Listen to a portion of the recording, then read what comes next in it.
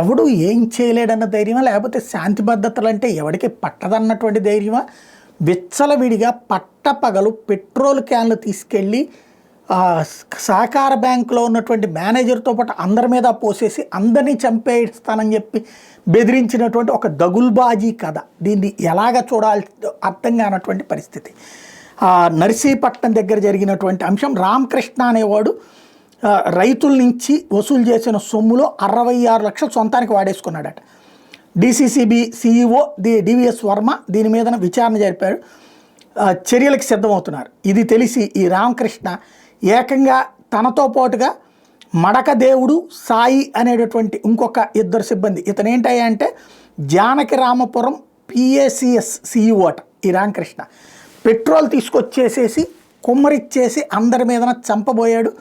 వాళ్ళు అతన్ని అడ్డుకుని పోలీసులకు అప్పచెప్పారు. పట్టపగలు ఒక బ్యాంకులోకి అడుగుపెట్టి నర్సీపట్నం కేంద్ర సహకార బ్యాంకులో ఉద్యోగులనే తగలబెట్టాలనుకున్నాడు.